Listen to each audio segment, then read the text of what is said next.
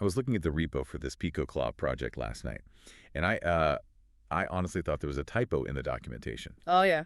Which version? Please refresh the page. It says it runs on 10 megabytes of RAM in 2026.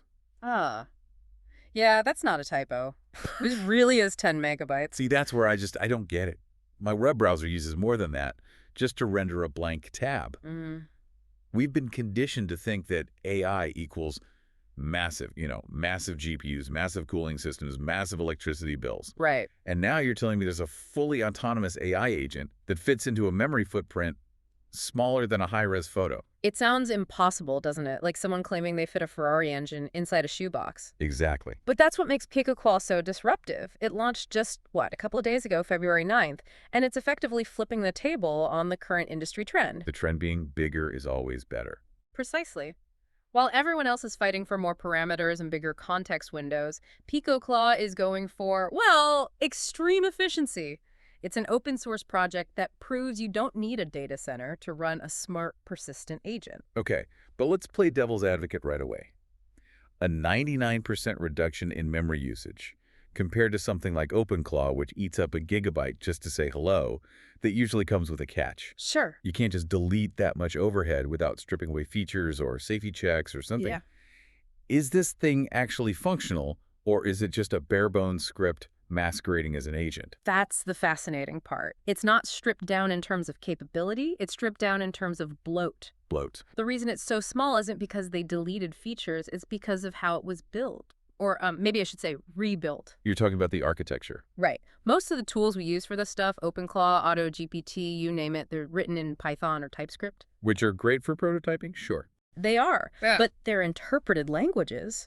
When you run a Python script, you aren't just running your code, you're spinning up the entire Python interpreter, loading a mountain of libraries and carrying around this massive runtime environment. It's like driving a bus just to transport one person. That's a great way to put it, yeah. So that explains the bloat in the competitors. So what did PicoClaw do differently? They refactored the entire thing into Go.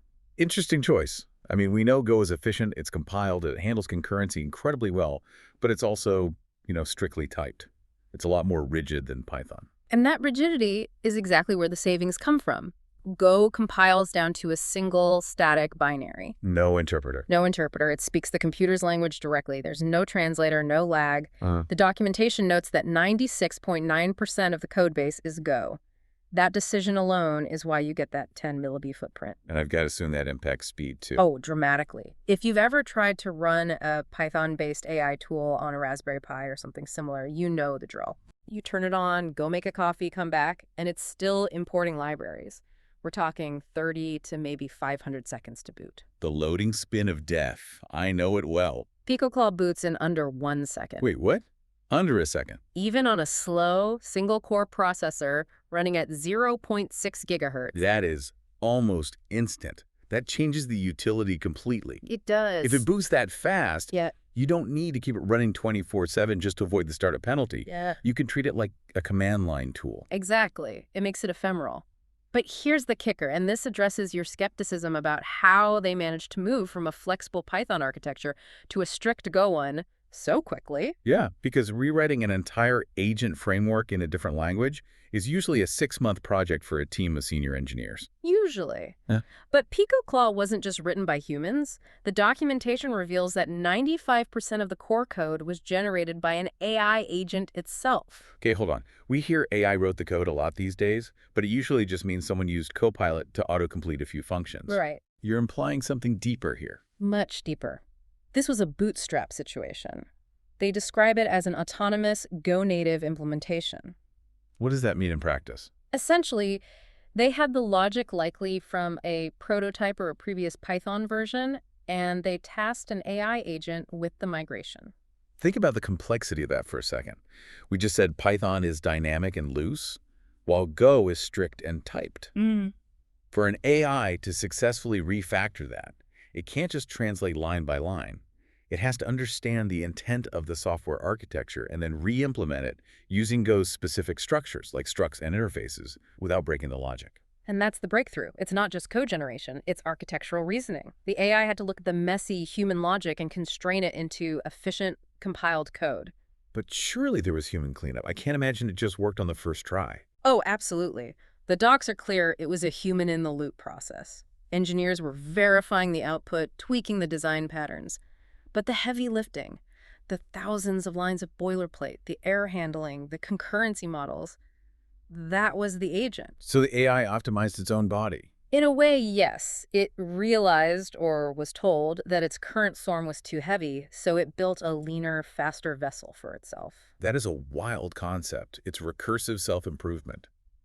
If an agent can cut its own resource usage by 99% today, what happens when it optimizes itself again next week? We might be looking at software that evolves faster than we can document it, but let's ground this back in reality for a second. Okay. Because the software is so efficient, it changes where this AI can live. Right, the hardware. We started off joking about massive GPUs, but if PicoClaw runs on 10 millimeter RAM and a single core, we are looking at the bottom of the barrel for hardware requirements. Bottom of the barrel implies low quality, but I'd call it the embedded frontier. You don't need a $600 Mac Mini. You need pocket change. The docs list a board called the Licher V Nano. I looked it up. It's $9.90. Less than lunch. For $10, you get a board capable of running a fully autonomous agent. And this is significant because of the architecture. Which is RISC-V. Exactly. I'm glad you brought that up. For those who aren't deep into chip design, why does that matter here? Well, RISC-V is an open source instruction set architecture. Think of it as the Linux of processors. Okay.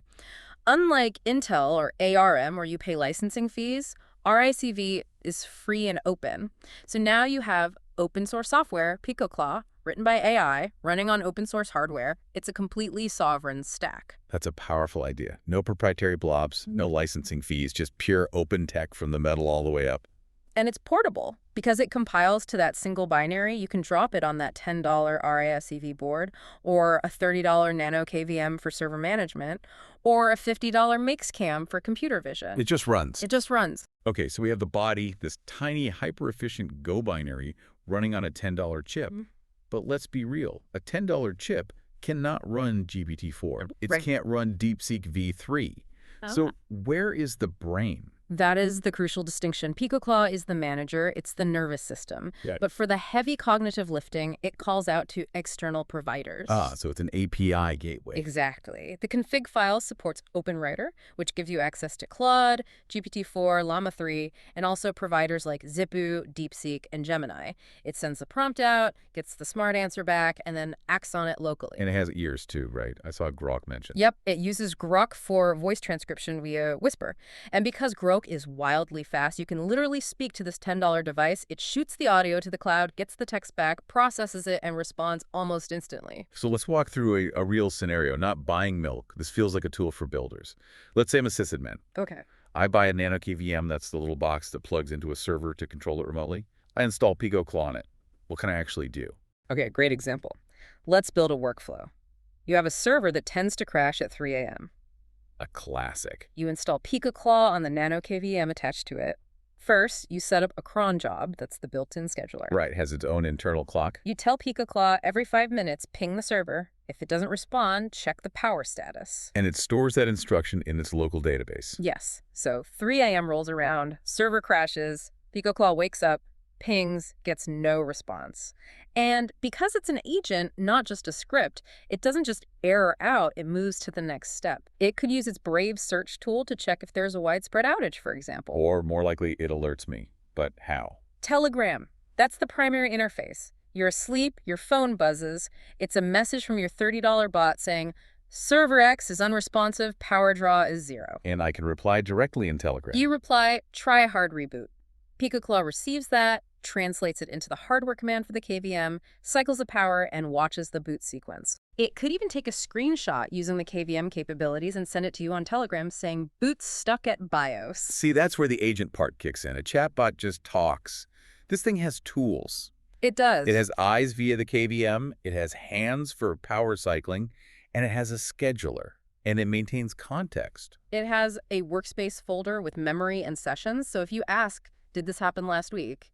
It can look back at its own logs and say, yes, usually on Tuesday nights. That persistence is key. It remembers. And honestly, setting this all up is deceptively simple. It's a config.json file.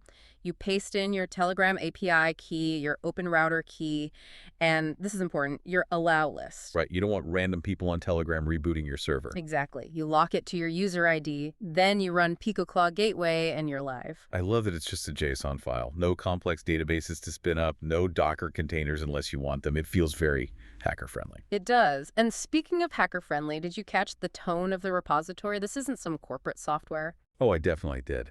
There's a file in the workspace named soulmd. Yes. SOULMD. I stopped scrolling when I saw that. I thought, is this where the AGI hides? But it's part of the personality, isn't it? It is. The project tagline is Suki, which is pee-pee shrimp, let's go. Pee-pee shrimp. Yeah, it's this viral internet meme about riding a shrimp into battle. It's goofy, it's fun. It signals that this is a project for people who love to tinker. It reminds me of the early days of Linux, or the homebrew computer club. It's technical, but it's not sterile. It invites you to open the hood. And the README explicitly says the codebase is intentionally small and readable. They want you to read the Go code. They want you to understand how the sausage is made. Which brings us back to that symbiotic relationship. You have humans reading code written by AI, refining it, and then feeding it back into the system.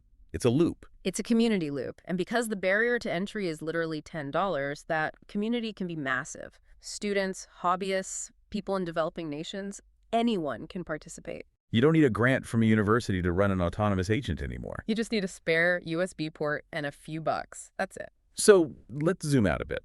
We've covered the impossible specs 10 millib, which I still can't quite get my head around. We've covered the self-coding inception story and the hardware revolution with RACV. But I want to go back to that thought about the AI rewriting itself. The evolution aspect. Yeah, PicoClaw proves that an AI can take a bloated, human-designed architecture like Python and distill it into a lean, machine-optimized one like Go. Oh. Right now, it did that with human supervision. Right. But the gap between human supervision and fully autonomous optimization is shrinking. If this agent lives on your server, has access to its own source code, and has a goal to be more efficient, what's stopping it from rewriting its own main.go file while you sleep? Theoretically, nothing. We usually worry about AI taking over the world, but the more immediate reality might be AI taking over the maintenance. It might just sit there, optimizing its own drivers, refactoring its database queries, shaving off milliseconds of latency. The self-polishing stone. Exactly. And you, the user, just wake up to a notification. I updated my kernel interactions. I'm now 15% faster. Good morning. That is both incredibly cool and mildly terrifying. Yeah. It's the ultimate open source contributor, one that never sleeps and works for, well, basically free electricity. And runs on a pee-pee shrimp. And runs on a pee-pee shrimp. That is a perfect place to leave it. We'll be watching the PicoClaw repo closely, assuming the AI doesn't privatize it to hide its secrets. Fingers crossed. Go grab a Licher V Nano, check out the code, and let us know what you build. We'll catch you in the next deep dive.